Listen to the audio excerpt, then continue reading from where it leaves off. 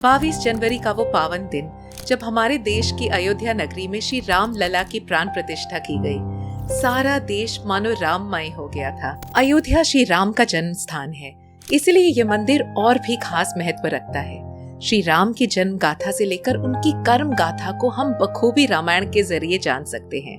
रामायण अपने आप में कितने ही रहस्यमय किरदारों को समेटे हुए हैं। यूँ तो हम टीवी सीरियल्स के जरिए ज्यादातर कैरेक्टर्स के बारे में जानते हैं, परंतु कुछ कैरेक्टर्स ऐसे भी हैं जिनके जीवन से जुड़े ऐसे राज हैं जिनके बारे में शायद ही कोई जानता हो।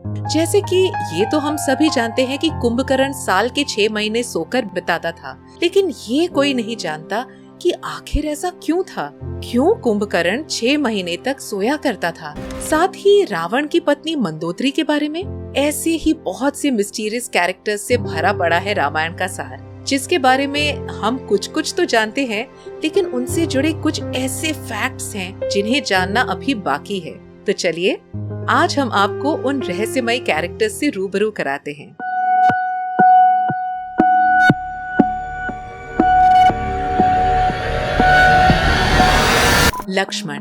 लक्ष्मण जो कि एक आदर्श भाई के रूप में जाने जाते हैं, जिसने अपना संपूर्ण जीवन भगवान श्री राम की भक्ति और सेवा में लगा दी। आज भी अगर कभी आदर्श भाई की मिसाल की बात आती है तो हम लक्ष्मण का नाम लेते हैं। लक्ष्मण जी शेषनाग के अवतार थे।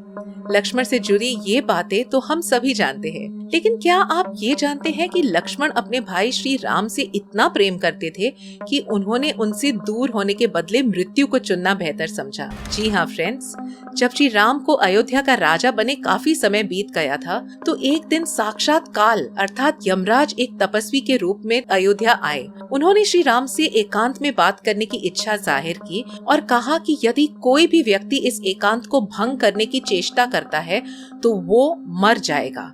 तब श्री राम ने काल से वादा किया कि कोई भी उनकी वार्ता के बीच में नहीं आएगा, जिसके बाद उन्होंने अपने प्रिय भाई लक्ष्मण को द्वार के बाहर पहरा देने के लिए कहा। साथ ही उन्होंने लक्ष्मण को सचेत किया कि ध्यान रहे, कितनी भी जरूरी बात हो या कितना ही महत्वपूर्ण व्यक्ति हो, हमारी निजता भंग नहीं होनी चाहिए। लक्ष्मण राम की बात मानते हुए द्वार पर पहरा देने लगे।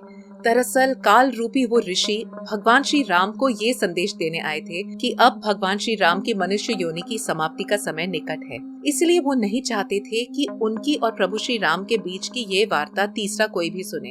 इधर जब द्वार पर लक्ष्मण को पहरा देते हुए कुछ समय बीता ही था कि तभी महर्षि दुर्वासा वहाँ आ गए। वो श्री राम से मिलना चाहते थे, लेकिन लक्ष्मण ने उन्हें कहा कि आपको जो भी काम है आप मुझसे कह दें, मैं वो काम पूरा करने का प्रयास करूंगा।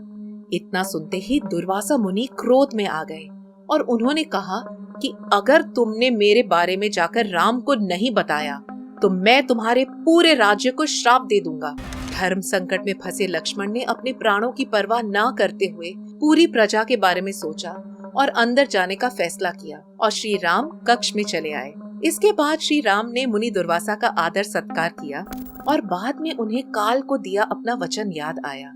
तब वो दुविधा में पड़ गए। ऐसे में भगवान राम ने अपने गुरु वशिष्ठ का स्मरण किया और कोई रास्ता दिखाने को कहा। तब उनके गुरु ने कहा कि तुम लक्ष्मण का त्याग कर दो, क्योंकि किसी का त्याग करना उसके वध के समान होता है। ऐसे में त्याग करना ही बेहतर होगा। जब ये बात लक्ष्मण को पता चली तब उन्होंने भगवान राम से कहा कि आप मेरा त्याग करें, उससे अच्छा आप मुझे मार ही देते।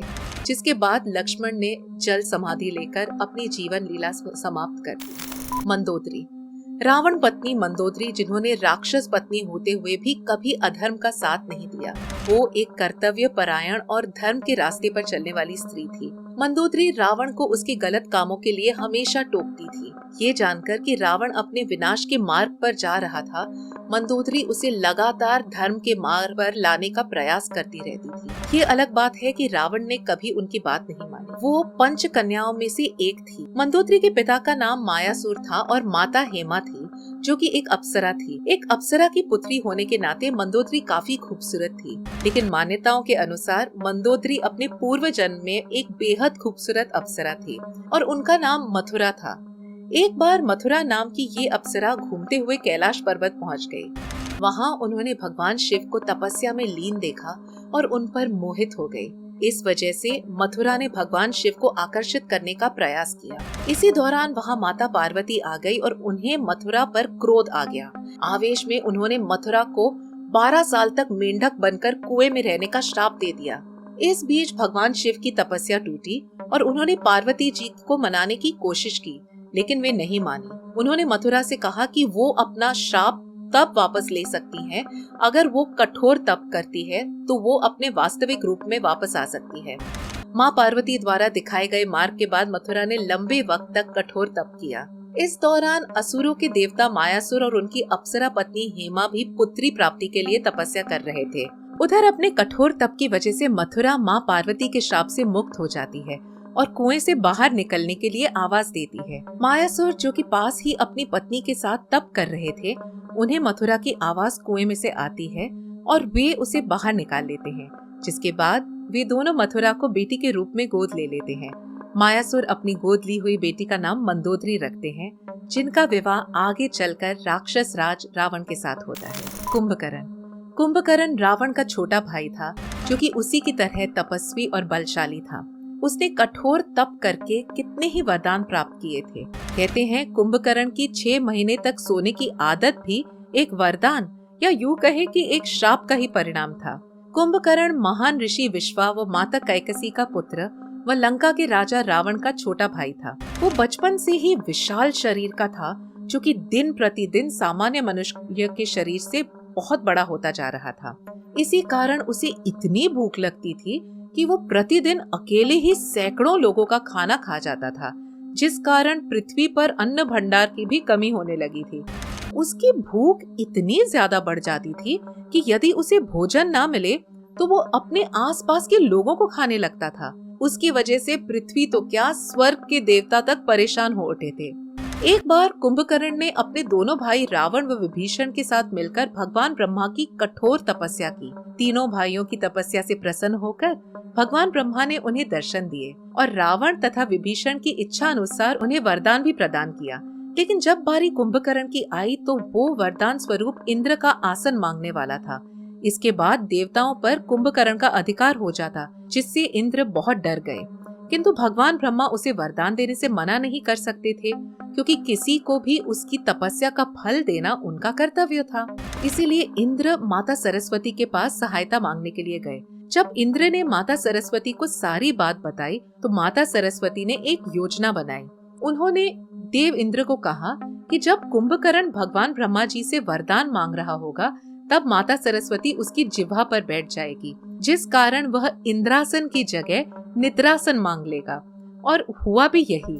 जब भगवान ब्रह्मा ने कुंभकर्ण की तपस्या से प्रसन्न होकर उससे वरदान मांगने को कहा, तभी देवी सरस्वती कुंभकर्ण की जिह्वा पर आकर बैठ गई, जिसके कारण कुंभकर्ण के मुंह से इंद्रासन की जगह निद्रासन निकला। भगवान ब्रह्मा ने उसे ये वरदान दे दिया, जिसके फल स्वरूप वह जीवन भर केवल सोता ही रहेगा। ये देखकर कुंभकर्ण व उसके दोनों भाई बहुत डर गए। जब रावण ने अपने भाई की ये स्थिति देखी तो उसने भगवान ब्रह्मा से याचना की कि जिस मनुष्य को आपने बनाया है, उसे आप इस तरह जीवन भर के लिए नींद में सुलाकर उसकी जीवन मृत्यु से पहले ही समाप्त कर देंगे। रावण का अपने भाई के प्रति प्रेम व कुंभकर्ण का दुख देखकर भगवान ब्रह्मा को उन पर दया आ गई।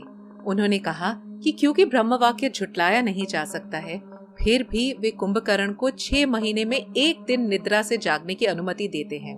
अर्थात कुंभकर्ण 6 महीने तक गहरी निद्रा में सोएगा, वो केवल 1 दिन के लिए जागेगा तथा उसके पश्चात फिर से 6 महीने के लिए सो जाएगा। इस घटना के बाद कुंभकर्ण 6 महीने तक लगातार सोता था। वह केवल 1 दिन के लिए जागता था। वो उसी दिन वो सारे कार्य, भोजन इत्यादि करता था। इस प्रकार इंद्र की चाल व माता सरस्वती के कारण कुंभकर्ण 6 महीने तक सोता रहता था। शूर्पणखा रामायण का वो किरदार है जो अगर ना होती तो रामायण का युद्ध भी ना हुआ होता, क्योंकि रामायण का पूरा युद्ध लक्ष्मण द्वारा शूर्पणखा की नाक काट जाने के बाद ही शुरू हुआ। दरअसल रावण की बहन शूर्पणखा ही अपने भाई रावण की मृत्यु का कारण थी। वो रावण से बेहद नफरत करती थी, क्योंकि रावण ही वो व्यक्ति था जिसने शूर्पणखा के पति को मार डाला था। ये तो हम जानते हैं कि शूर्पणखा राम जी की खूबसूरती से मोहित हो गई थी और उनके द्वारा ना कहने पर वो लक्ष्मण के समक्ष अपना प्रेम निवेदन लेकर गई थी, जिसके बाद क्रोध में आकर लक्ष्मण जी ने उसके नाक को काट दिया था। लेकिन क्या ये बात पूरी तरह सत्य है? रामायण के अनुसार राम और लक्ष्मण के प्रति शूर्पणखा का ये आकर्षण रावण के प्रति उनकी नफरत को दर्शाता है। वो रावण से अपना बदला लेना चाहती थी और वो ये अच्छे से जानती थी कि वो स्वयं रावण को समाप्त नहीं कर सकती। इसलिए उसने राम के जरिए रावण की समाप्ति का षड्यंत्र रचा। उसका रावण को जाकर माता सीता के बारे में बताना उसकी षड्यंत्र का ही एक हिस्सा था, क्योंकि ना वो सीता माता की खूबसूरती की व्याख्या करती और ना ही रावण सीता माता का हरण करता और ना ही वो प्रभु राम के हाथों मारा जाता। शांता, क्या आप जानते हैं कि भगवान राम की एक बड़ी बहन थी जो चारों भाइयों में सबसे बड़ी थी? हालांकि रामायण में इनके बारे में ज्यादा जिक्र नहीं किया गया है। यही कारण है कि लोगों को इनके बारे में ज्यादा जानकारी भी नहीं है। शांता दशरथ और उनकी रानी कौशल्या से जन्मी थी।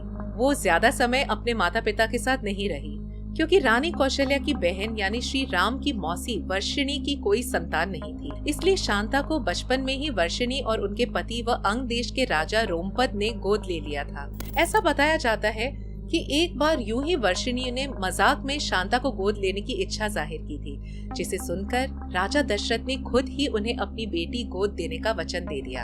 अब क्योंकि रघुकुल की रीत थी कि प्राण जाए पर वचन न जाए, इसलिए शांता को राजा रोमपद और उनकी पत्नी को गोद दे दिया गया और वो अंग देश की राजकुमारी बन गई। तो दोस्तों, रामायण के इन मिस्टीरियस कैरेक्टर्स के बारे में जानकर आपको कैसा लगा, कमेंट करके जरूर बताइएगा और अगर वीडियो अच्छा लगे तो लाइक जरूर करिएगा।